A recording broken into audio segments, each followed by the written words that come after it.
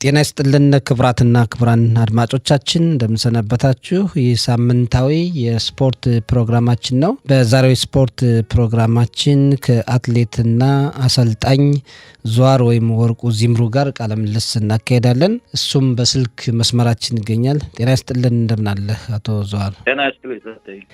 እኔ ደህና ነኝ። በጣም ነው የምናመሰግን። እኔም በጣም አመሰግናለሁ። ለዚህ ፕሮግራም ስለያቀረባችሁ በጣም አመሰግናለሁ። እናመሰግናለን። እንግዲህ አንተ ስመጥር ነህ በእስራኤል የአትሌቲክስ ዘርፍ ውስጥ በአሰልጣኝነት በጣም ትታወቃለህ። ከዛ በፊት አትሌት ነበርክ እና እንደው እስኪ ዙዋር ዚምሩ ማን ነው ለሚሉ በአጭሩ ነው ስለራስህ ትንሽ ግለጽልን። እኔ ከ1997 ጀምሮ በአትሌቲኩ ሰራ ነው ያለው። አትሌቲክን ስትሳተፍ ነው ያለው። በመጀመሪያም የጀመርኩትም ከአጭር ርቀት ነው የጀመርኩት። 500 እና 800 ሮጥ የነበረው እና በኋላ ነው ወደ ረጅም ፍልጌን የቀየርኩት ማለት ነው። ማለትም ወደ ማራቶን እና ወደ 10,000 ወደ ሀፍ ማራቶንም የተቀየረው ከውትድርና በኋላ ነው። ናታንያ አካባቢ ነው የምኖረው። ትምህርት ቤት ነው የተማርኩት። ከዛ ነው ስፖርትን የጀመርኩት። የጀመርኩት ከዛ ነው ትምህርት ቤት ከሚባለው ጥሩ ነው። ጀምሬ እንደገና ወደ ዊንጌድ መጣሁ። ዊንጌድ 1 አመት ማጉሩት ምናምን እንደዚህ ለማሟላት ተብሎ 1 አመት እዚህ ኖር ያለው። ከ1 አመት በኋላ ወደ ውትድርና የገባሁት ማለት ነው። በጣም ጥሩ ነው። እንግዲህ እንደምናውቀው አትሌት ሯጭ የሆነ ሰው ያው እድሜ ትንሽ ጨመር ሲል ወደ አሰልጣኝ ይሆናል። በእግር ኳሱም እንደዛ ነው እና እንደው ከዛ በፊት አንተ በሩጫው ብዙ ተሳትፈሃል። እንደው የምታስታውሳቸው ጎላ ያሉ ውጤቶች አሉ አንተ እንደው በደንብ የሚገልጹህ? አዎ ብዙ አሉ።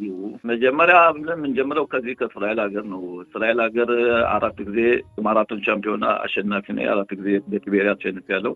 ከዛ ተርፎ ደግሞ ውጭም ተወዳድር ያለው ኤሮፕ ቻምፒዮን ተሳትፍ ያለው፣ ዓለም ዋንጫም ተሳትፍ ያለው፣ ኦሊምፒክ 2012ም ተሳትፍ ያለው። 2012 እነዛ ውድድሮች አሁን ለምሳሌ ዓለም ዋንጫ እና ኦሊምፒክ ትልቅ ደረጃም አንገባም፣ ግን መሳተፉን ተሳትፈናል።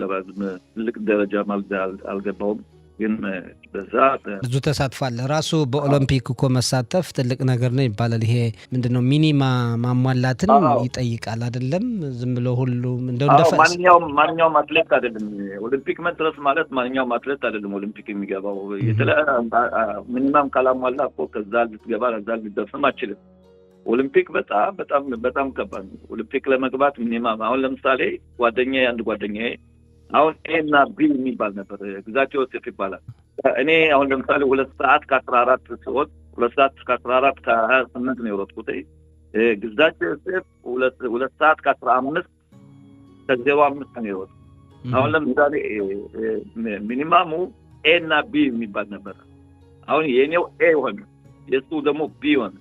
እኔ ኤ ስለነበርኩ እኔ ብቻ ነው የሚሄደው ተብሎ እኔ ነው የተመረጥኩ። እሱ በ5 ሰከንድ ብቻ ነው ሳይወዳደር ሳይሳተፍ የቀረ ማለት ነው። እና እዛ ኦሊምፒክ ለመግባት ማለት አንተ ብዙ ጥረት ታደርጋለህ፣ ብዙ ውጣ ውረድ ታደርጋለህ፣ ብዙ ትሬኒንጎች የምትሰራው ብዙ ያንን ሚኒማም ለማሟላት ብዙ ትከፍለው ክፍያ ብዙ ነገር ነው። በጣም ብዙ ነው። በጣም እና ደግሞ ማራቶንን ያክል መሮጥ ራሱ ቀላል ነገር አይደለም። ሲያስቡትም ይደክማል። እናንተ ታዲያ 2 ሰዓት ምናምን እኮ በአየር ላይ መቆየት እኮ በጣም ከባድ ነው። በጣም ለሰው ለሚታየው ለሰው ለሚያየው ቀላል ይመስለዋል። ሩጫ ምንም ቀላል አይደለም። ሩጫ ብዙ ዋጋ የምትከፍልበት ነው። ሩጫ ማለት እንዲሁ ከምድር ተነስቶ የሚሮጥ አይደለም።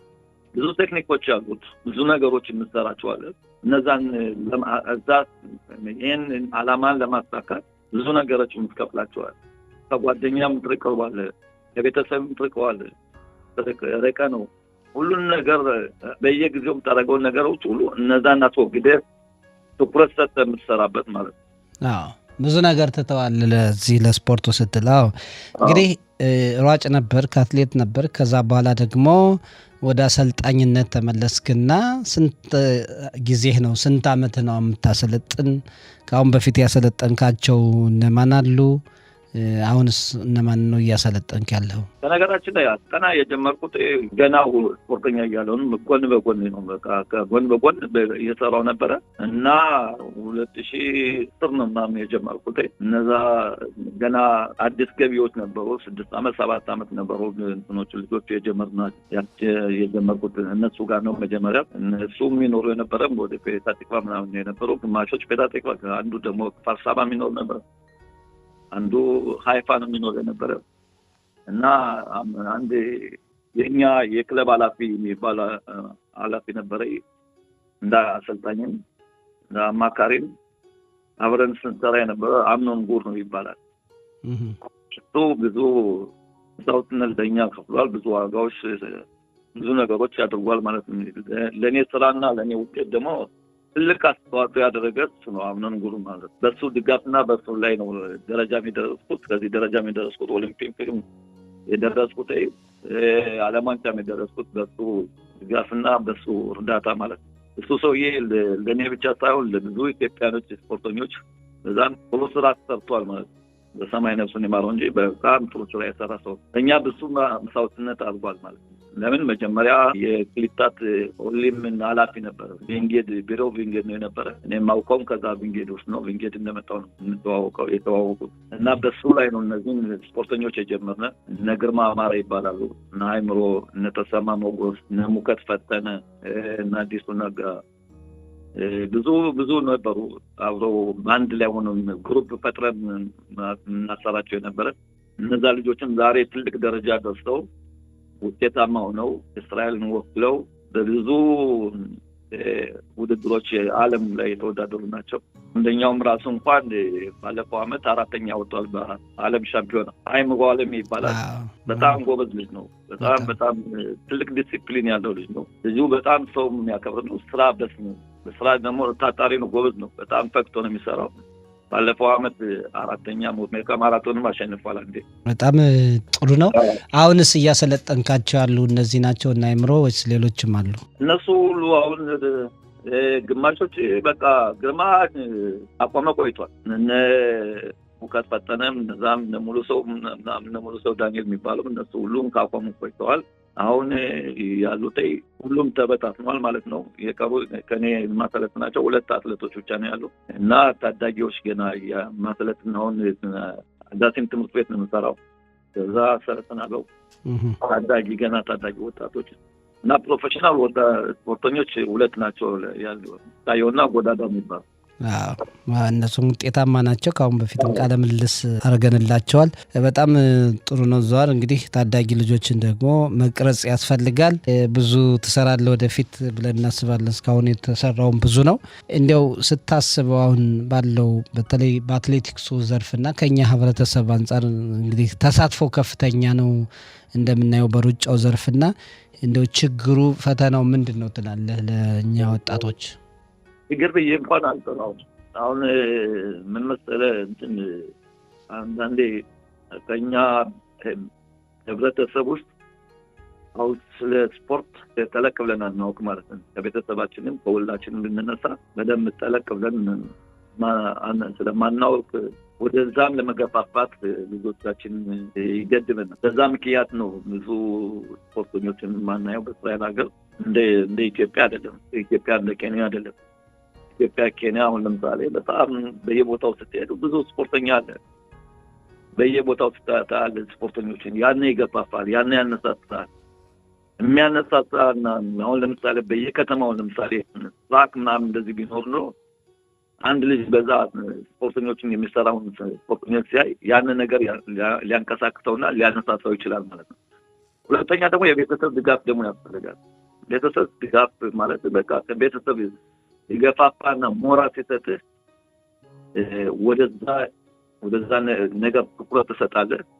ወደዛ ነገር በጣም ፈክት ትሰራለህ ማለት ነው። በጣም እዚህ ላይ ይጎለናል ብዙ የማበረታታት እንደው የመደገፍ ሞራልም ሆነ በገንዘብ የመደገፍ ሁኔታ በጣም እንደሚጎልን ነው የሚነገረው። ስፖርተኞችም ራሱ አሁን አንተ እንዳልከው ነው የሚናገሩት። እና እንደው ለወደፊት በዚህ ለተሰማሩ ምን መሆን አለበት ውጤታማ እንዲሆኑ? አንደኛ ምን መሰለህ አንደኛ በየከተማችን የስፖርት ፕሮጀክት በዚህ ማቋቋም ያስፈልጋል። እዛ ፕሮጀክት ስፖርት ጋውን ለምሳሌ ለብዙ ነገር ጠቃሚ ነው ማለት በጣም በጣም በጣም በጣም ለሁሉ ነገር የሚጠቅም ለሁሉ ነገር የሚያገለግል ስፖርት ነው። ማንኛውም ስፖርት ብትሰራ ስፖርተኛ ዲሲፕሊን እና እንደዚህ ኖርማል ሰው ብታወራ የተለያየ ካነጋገራቸው ከሁሉም ነገር ብታያቸው ብታነጣጣቸው ይለያያል ማለት ነው። ስፖርት ማለት ብዙ ነገር ይሰጣል ማለት አንደኛ የራስን ዲሲፕሊን ይሰጣል። ትምህርት በቃ ከሰው ጋር አጋጭም ብዙ ነገር ፈተና ውጣና ውረዱን መሸነፍና ማሸነፍን የምትማርበት ነገር ከዛ ነገር ሰርተህ እንኳን አንዳንዴ እኮ ውጤታማ ለሆን ስትል ከዛ ብዙ ነገር እየተማርክበት ነው ለወደፊት ለውትድርናም ራሱ ያገለግላል ማለት ነው። ለወደፊቱ ለራስህ ለህይወትህ እንኳን ትልቅ ጥቅም የሚሰጥ ማለት ነው። ብዙ ነገር ያስተምራል ማለት ነው። ስፖርት አሁን ለእኔ ለምሳሌ እኔ ከነበርኩበት ቦታውን ለምሳሌ በወስጥ ከጓደኞቼ አብረው የነበሩ ጓደኞቼ አሁን ለምሳሌ አልኮል የሚወሰድ ሲጋራ ምናምን እንወሰድ ይሄ እንትን በየቦታው እንደዚህ አሁን ለምሳሌ ትምህርት አቋርጦ ምናምን እንደዚህ የማይማሩ ሌላ ነገሮችን ከዚህ ለምሳሌ ባለፈው ከዛት ባይመጣው ልጅ ማለት ነው እንደዛ አይነት እኮ የሚያወጣ ነው። እንደዛ አይነት ነገሮች የሚያወጣ ነው። ለምን ስፖርት ስትሰራ ስፖርት ስትገባ እረፍት ያስፈልጋል። አንደኛ ትደክማለህ፣ ሁለተኛ ደግሞ እረፍት ያስፈልጋል። ለነገ ትሬኒንግ ታስባለህ። ስለዚህ እነዚህን ነገሮች አሁን ለምሳሌ በየከተማችን እነዚህን ትምህርቶች ብንሰጥ እና እነዚህን ነገሮች እናሳድገው ትልቅ ለውጥ ያመጣል ብዬ አስባለሁ። በጣም ትልቅ ለውጥ ያመጣል። በዚህ እንግዲህ እንግፋበት ነው የምንል። እንግዲህ በመንግስትስ በኩል እንደው ለስፖርት ለተሰማሩት በቂ ድጋፍ አለ ወይስ የራስ ጥረት ያስፈልጋል? አዎ ውጤታማ ስትሆን ሁሉም ድጋፍ ይሰጣል። ለውጤት አንገል ወጣ ነው እንጂ ውጤታማ ስትሆን ብዙ ድጋፎች ይሰጣል። ፈላጊ ብዙ ነው። ፈላጊ ብዙ ነው። የዛኔ ውጤታማ ስትሆን ከውጤት አንግል ስትሆን ወንድ ማለት መጀመሪያ ከዛ ከደረስክ በኋላ እኮ የዶራው ሁሉ ሰላም ሊል ይችላል። ከዛ ለመድረስ ነው ዋናው ነገር። እንዴት ነው ማድረስ ብለህ መንገዱ የምታሰምርለት መንገዱን መጀመሪያ ካላሰመርክለት ከዛ ደረጃ ለመድረስ ይከብደዋል። በጣም ልክ ነህ። ግን እንዴት ብለን ነው ኮትኩተን የምናሳድገው የሚለው ከመንግስትም ገና የለም። እንዴት ኮትኩተን እናሳድጋለን? ታዳጊዎችን እንዴት ነው ኮትኩተን እናሳድገው? እንደ ችግኝ እኮ ስትተክለው እኮ ያንን በየጊዜው እኮ ካልተቆጣጠርከው ያ ችግኝ እኮ ሊያድግ አይችልም ማለት ነው። ስፖርትም እንደዛ ነው። በጣም ይሄን ነገር ነው ይዞኛል። በጣም እንዲያውም አሁን ካለንበት ሁኔታ በየጊዜው ልጆች በጩቤ ከሚወጋጉበት ሁኔታ አንጻር ስፖርት ትልቅ ጠቀሜታ እንዳለው እነሱን በስፖርት በሙዚቃ እንደዚህ መዝናኛ በሆነውና ጥሩ ለነሱ በጣም በሚጠቅመው ነገር አልፎ ተርፎም ለቤተሰብ ለሀገር በሚጠቅም ዙሪያ ብናውላቸው በጣም ያስፈልጋል። ብዙ መሰራት አለበት እንዳልከው መኮትኮት ያስፈልጋል። ገንዘብ ወጭ ማድረግ፣ ሞራልን መስጠት፣ ሞራልን መደገፍ ያስፈልጋልና ልክ ነው። በጣም ነው የምናመሰግን። እንደው በመጨረሻ ለአትሌቶችም ለህብረተሰቡ የምታስተላልፈው መልእክት ካለ? በመጀመሪያ ለአትሌቶች ስራ ስፖርተኛ እስከሆንክ ድረስ በስራ ላይ በደንብ ትኩረት ሰጥተህ መስራት አለብህ። ጠዋት ማታ በቃ ለዛ ላይ ትኩረት ሰጥተህ ከዛ ሳትል ወዲያ ሳትል በደንብ ለዛ መስታወትነት ከፍለህ ከጥግ ድረስ መስራት ያስፈልጋል። በስራ እኔ በስራ የሰው ልጅ ካልሰራ ማንም ሊለወጥ አይችልም።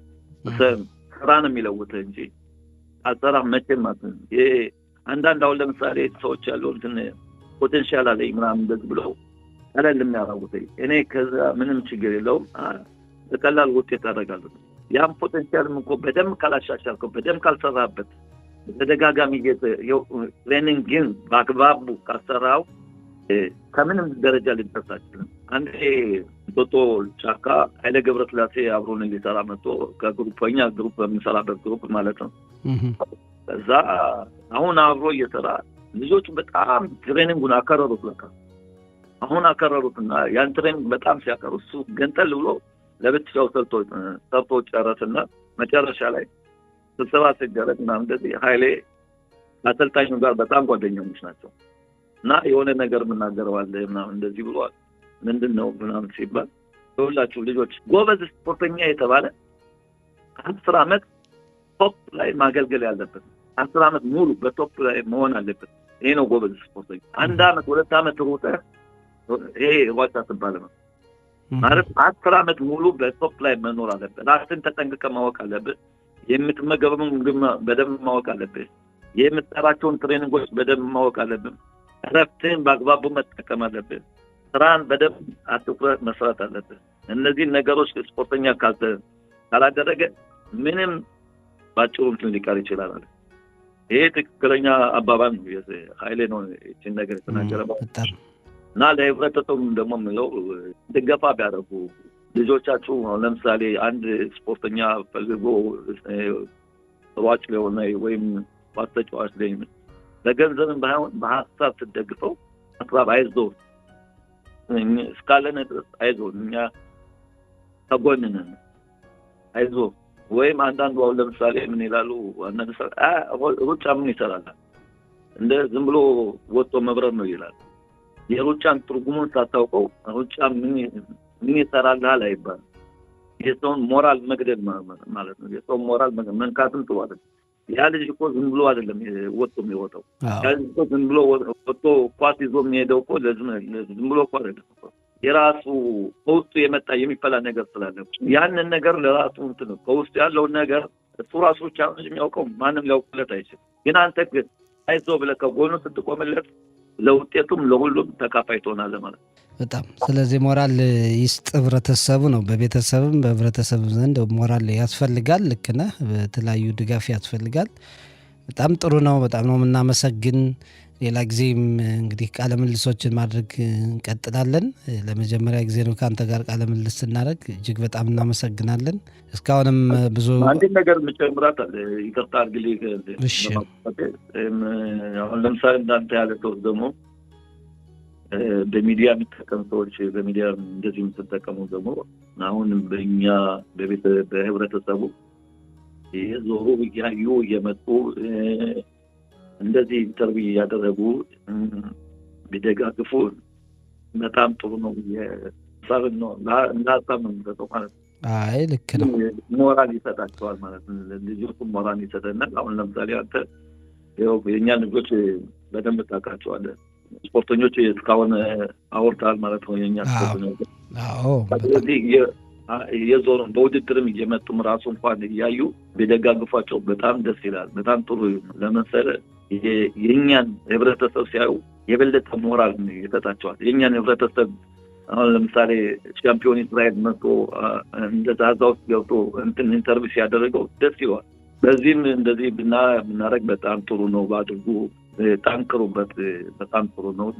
በጣም ጠንክሩበት። እኛ ምንም ችግር የለም። ከአሁን በፊትም እንግዲህ ሙያ እንዲያውም እንደዚህ አትሌቶችን ወዲያው ውጤት ሲያመጡ ለመጠየቅ ሁሉ ጥረት ስናደርግ የሁኔታዎች ሳይሳኩ ይቀራሉ እንጂ ሁሌም እንሞክራለን።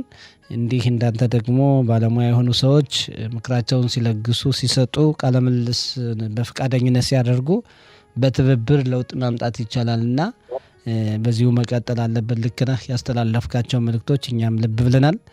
በጣም ነው የምናመሰግን አሰልጣኝ ዘዋር ወርቁ ዚምሩ። በጣም እናመሰግናለን። መልካም እድል። አመሰግናለሁ። እኔም አመሰግናለሁ። እግዚአብሔር ይስጥልኝ። እናመሰግናለን። ቻው ቻው።